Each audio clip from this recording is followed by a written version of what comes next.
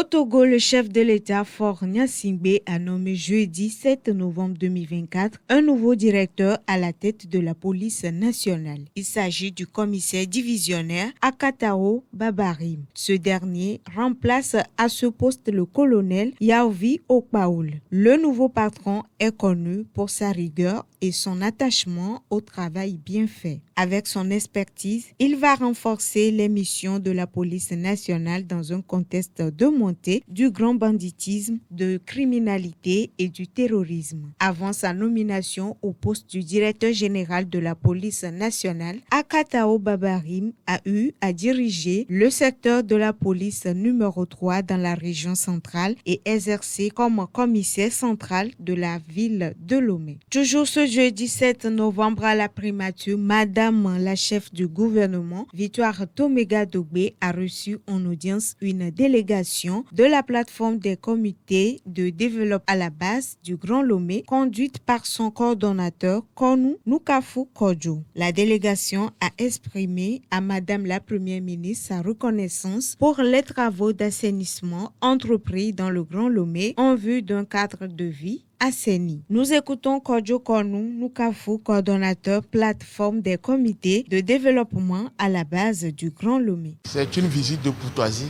au Premier ministre pour lui témoigner toute notre gratitude en ce qui concerne les efforts qui sont faits en faveur des communautés à la base. Tous les efforts qui se font dans la lutte contre l'insalubrité de la ville de Lomé. Quand vous savez que les comités de développement à la base jouent un rôle dans ce domaine.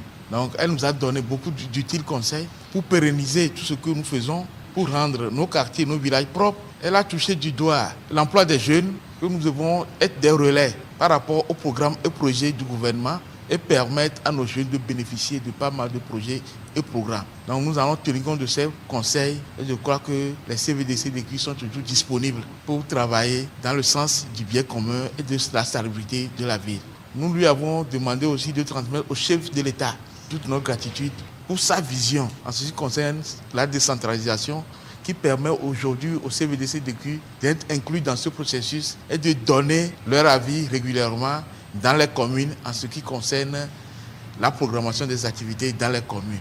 Radio Oriole. Je le disais tantôt dans les titres, la deuxième édition du Symposium littéraire international du Togo a eu lieu ce jeudi 7 novembre 2024 à l'université de Lomé. Organisée par l'Association des écrivains du Togo, AET, cette activité se veut un cadre par excellence où les hommes de lettres sont appelés à mettre leur plume au service de la société et de la nation. Le thème retenu cette année est contribution de la littérature à la lutte contre l'extrémisme violent. Ce symposium littéraire s'inscrit dans le cadre de la célébration de la Journée internationale de l'écrivain africain. Il faut prendre les mots pour guérir les mots, a expliqué la présidente de l'Association des écrivains du Togo, AET, Ouméalo Anate. Nous l'écoutons. L'organisation de ce symposium littéraire international du Togo s'inscrit dans la célébration des activités de la Journée internationale de l'écrivain africain que nous célébrons tous les 7 novembre chaque année. Et ici, c'est l'occasion pour nous de célébrer les écrivains africains et leur contribution à la société, leur contribution à la culture africaine. Et c'est l'occasion également de réfléchir non seulement aux défis que le monde littéraire rencontre, mais de réfléchir à l'ancrage de la littérature dans la société, dans nos pratiques sociales. Réfléchir à comment la littérature peut contribuer à la construction de la société, à l'harmonie, au vivre ensemble. D'où le choix de ce thème pour ce symposium, cette deuxième édition qui porte sur le rôle de la littérature dans la lutte contre l'extrémisme violent. Il est important, les gens peut-être ne le savent pas, au-delà d'être un outil de loisir, de plaisir, de divertissement, le livre, pour nous, on doit prendre conscience que le livre peut constituer cette arme, cet outil puissant de lutte contre l'extrémisme violent. Parce qu'on peut utiliser les mots M-O-T pour soigner, les mots M-A-U-X. Grâce à la littérature, on peut analyser les ressorts de ces fléaux. Nous savons que l'extrémisme violent, c'est un fléau que beaucoup de nos sociétés subissent. Voir quels sont les ressorts, comment déconstruire les discours, comment impacter les mentalités, transformer les mentalités. autorités pour agir sur les comportements, construire le dialogue interculturel, le dialogue entre les peuples, la tolérance et permettre un mieux vivre ensemble. La littérature togolaise fait déjà beaucoup. Nous saluons le rayonnement de cette littérature. Nous avons aujourd'hui beaucoup de jeunes Togolais qui écrivent. Et c'est à travers leur écrit qu'ils peuvent soigner les maux dont souffrent nos sociétés. Mais pour cela, il faut que le livre soit accessible. Pour cela, il faut promouvoir la lecture.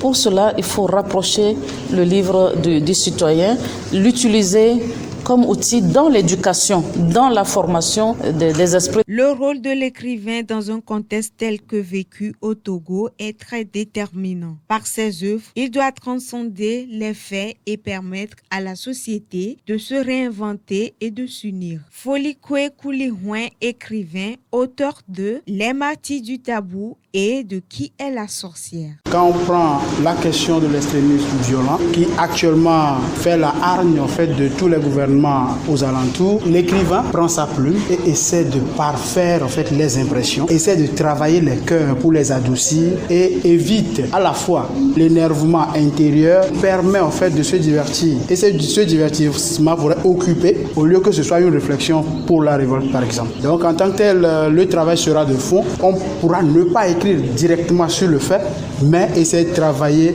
à polir à peu près les impressions des uns des autres, à promouvoir la cohésion sociale pour permettre en fait d'annihiler en même temps l'esprit et la pensée de ce révolte qui en fait pourra mener à l'extrémisme violent. Il faut noter que la journée a été marquée par plusieurs panels, conférences, des performances artistiques, l'exposition vente des livres et la remise des prix de reconnaissance. En prélude à cette deuxième édition du symposium, une caravane littéraire a été organisée dans les régions du Togo. Ce dernier sujet pour clore la page nationale de nouveaux partenaires d'affaires pour le Togo. Il s'agit des représentants d'entreprises privées belges qui séjournent dans le pays pour des missions de prospection afin de découvrir les opportunités d'affaires et de définir les thèmes d'une future collaboration avec les entités togolaises. La ministre de la Promotion et d'Investissement, lors d'une séance de travail avec la délégation belge, a discuté des atouts dont dispose le Togo pour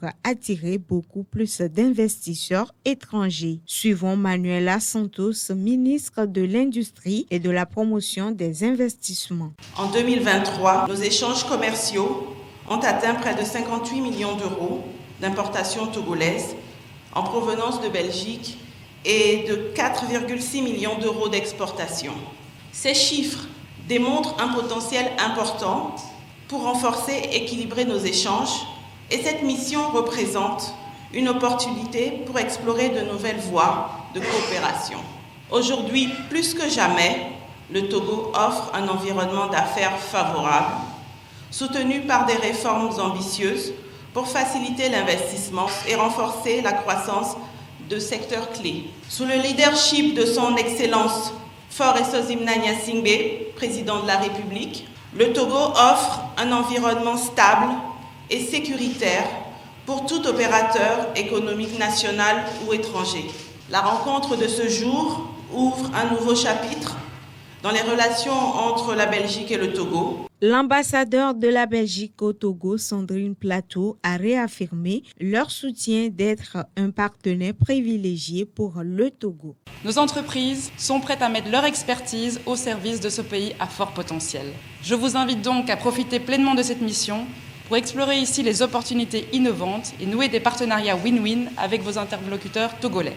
Plusieurs entreprises belges sont déjà présentes au Togo, entre autres Brussels Airlines, Zetes et Sotrad via son partenaire local Advansos, et plusieurs autres acteurs belges y sont déjà actifs, sans encore y avoir de présence permanente, tels que Neotech et Lessine. Plusieurs acteurs dans le domaine de l'eau ont par ailleurs lancé des projets au Togo, grâce entre autres à des mécanismes belges de financement des exportations, tels que Finexpo, et nous avons encore eu l'occasion d'en inaugurer un hier à Vaughan. Notons que les secteurs concernés par cette mission sont l'agriculture, le recyclage des produits pharmaceutiques, la construction, le traitement des eaux et les solutions de stockage des produits pétroliers. Radio Oriole.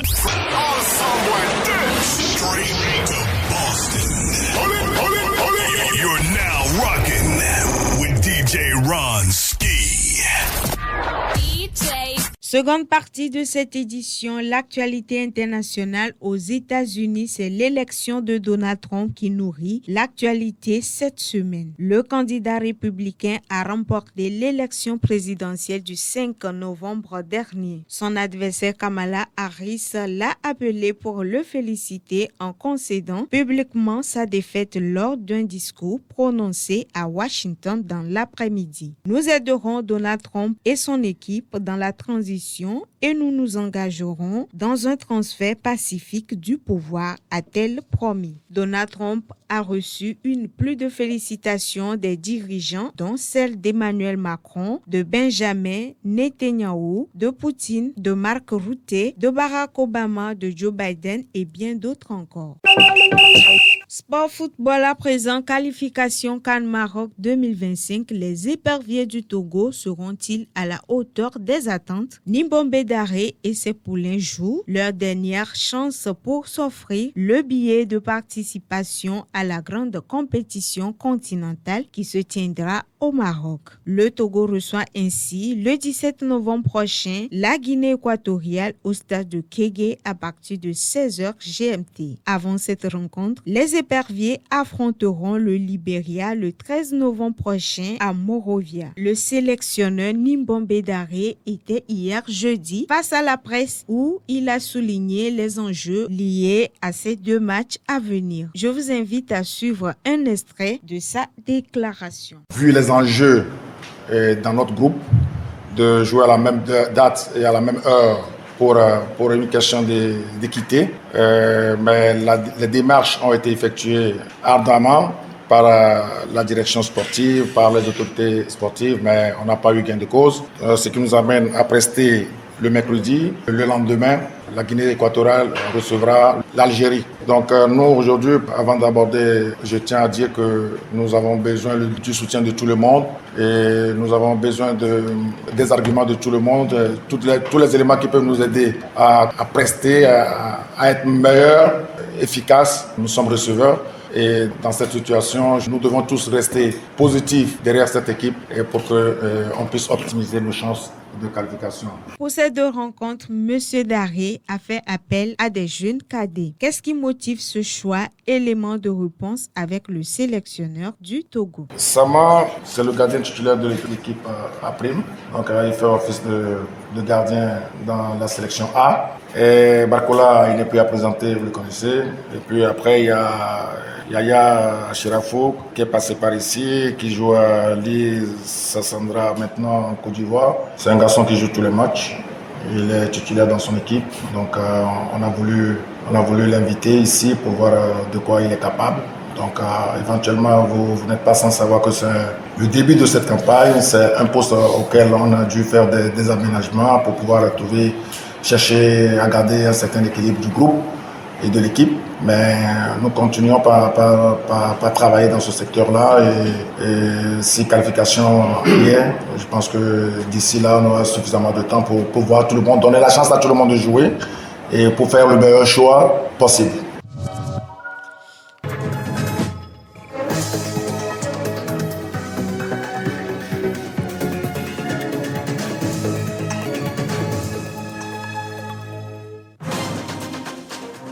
Et c'est sur ces informations sportives que nous prenons congé de vous. Merci à vous tous qui l'avez suivi partout ailleurs. Merci à Féton pour la mise en onde et merci à toute l'équipe rédactionnelle de la radio Auréole. Présentation Rola Siklou. Restez avec nous, nos programmes se poursuivent.